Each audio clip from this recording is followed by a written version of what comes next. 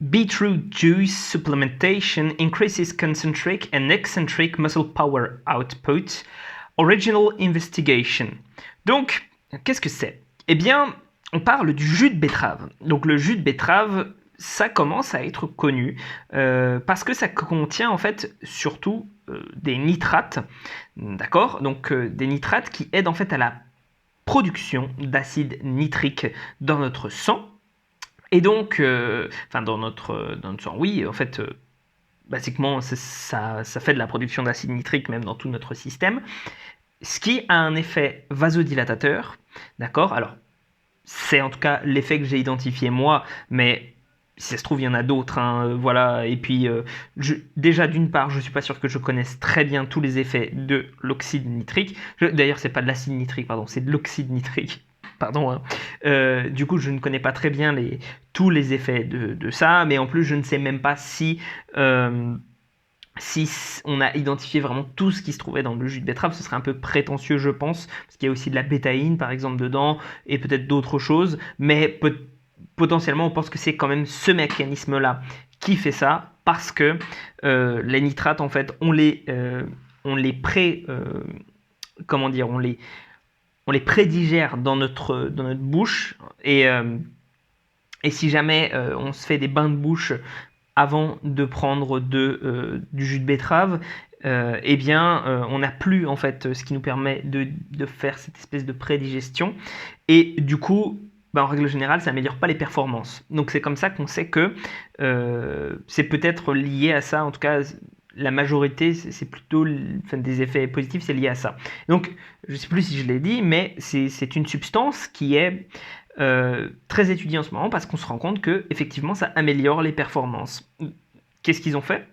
Les scientifiques de cette étude-là, ils ont pris des jeunes gens et ils les ont testés. En fait, ils leur ont fait consommer du jus de betterave 2,5 heures avant, donc 2h30 avant de faire des contractions concentriques et excentriques grâce à une flywheel exactement. D'accord.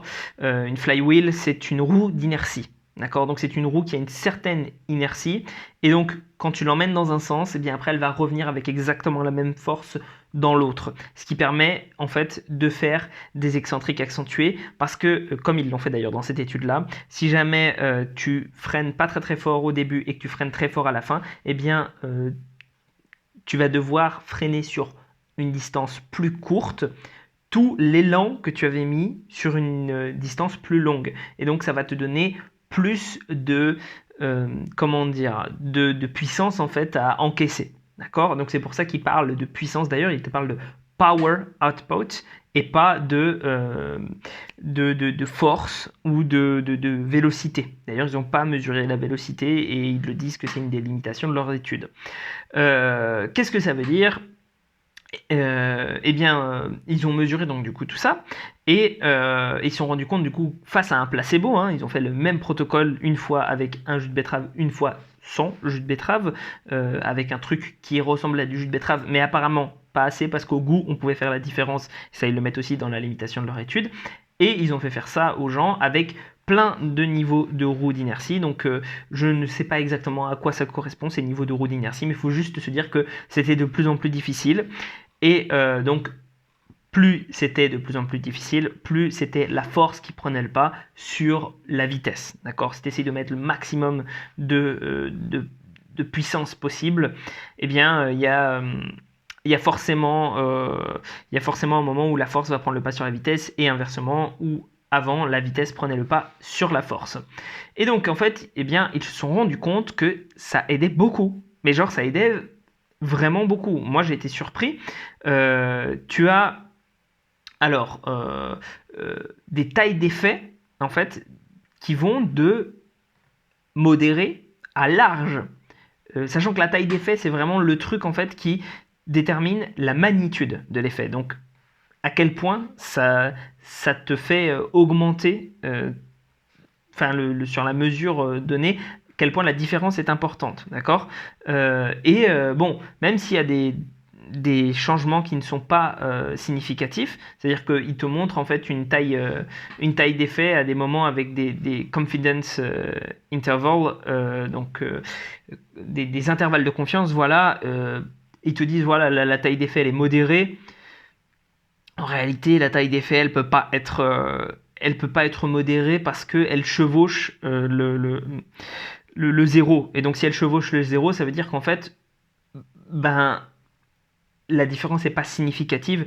C'est du jargon statistique, mais ça veut dire que, en gros, quelquefois, ils t'annoncent dans cette étude-là, notamment dans le schéma, une taille d'effet modérée ou une taille d'effet même large, alors que, bah non, c'est pas comme ça que ça fonctionne, c'est juste que c'est pas significatif. Ceci étant dit, ça fonctionne pour...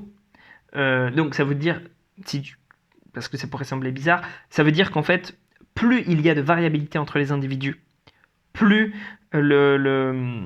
on peut avoir des intervalles de confiance qui sont grands, et donc plus il faut une taille d'effet importante pour qu'on voit vraiment la différence. Et là, le truc s'est fait avec assez peu de sujets, donc la puissance statistique n'était pas assez importante pour qu'on ait des... Donc heureusement finalement qu'ils ont eu en fait des effets modérés à large, sinon on n'aurait pas pu tirer quelque chose de cette étude-là. Bref, voilà, ça c'est fait.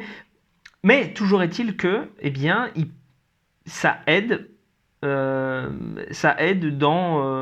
beaucoup des cas, ça augmente effectivement la puissance à la fois en concentrique, mais aussi en excentrique, ce qui n'était pas théorisé par les chercheurs. C'est-à-dire qu'ils ont comment dire, ils pensaient que ça aurait moins d'effet en excentrique, il me semble. En tout cas, ils pensaient que ce serait pas équivalent, et ça a été, il y a eu dans les deux, il y a eu des différences qui étaient assez balèzes, voilà. Sinon, du coup, comme ils le disent, on peut pas vraiment savoir. Enfin, il y a plein de limitations à cette étude-là, et on pourrait penser que, par exemple, le fait de savoir que le jus de betterave, c'est bon pour les performances, ça a pu aider certains à à faire mieux. Mais bon, même si ça aide un petit peu, je pense que quand même, il y a du vrai effet là-dedans. Ce qui est cool, c'est qu'on peut se dire que ça améliore la puissance. Et améliorer la puissance, c'est très bien pour les athlètes. C'est-à-dire que, la force, c'est cool pour ceux qui veulent faire du powerlifting, qui veulent faire de l'hypertrophie, mais la puissance, c'est vraiment ce qui est important sur le terrain sportif. Et donc là, tu peux très bien te dire, je me prends 2,5 heures avant donc 2,5 heures, c'est 2h30 avant le match. Là, ils ont mis 140 millilitres de jus de betterave. Bon, le problème, c'est que le jus de betterave, ils n'ont pas vérifié le contenu en nitrate dedans. Donc voilà, il faut que tes betteraves soient riches en nitrate, mais normalement elles le sont. Et bref, du coup, tu pourras avoir potentiellement une amélioration de tes performances, en tout cas de façon au moins aiguë. Je ne sais pas si ça fonctionne à long terme, je ne sais pas si ça fonctionne si tu manges assez de nitrate dans ton alimentation. Il y en a plein qui dans la recherche disent que en gros le jus de betterave, ça a beaucoup plus d'effet si tu n'as pas une alimentation correcte en nitrate de base. Et puis voilà, c'était pas mal. Ah oui, j'ai pas précisé que c'était sur du demi-squat, mais on s'en fout parce que le demi-squat, ça se rapproche plus des mouvements athlétiques que le squat complet. Et voilà, je pense que c'est tout. Donc en fait, ce qu'il faut en retenir, je pense là-dedans, c'est ça peut être utile si jamais tu veux augmenter tes performances en puissance, d'éventuellement considérer le jus de betterave avant tes entraînements, 2h30 avant tes entraînements. Juste teste, d'accord ? Teste avant dans une séance d'entraînement vraiment, quoi.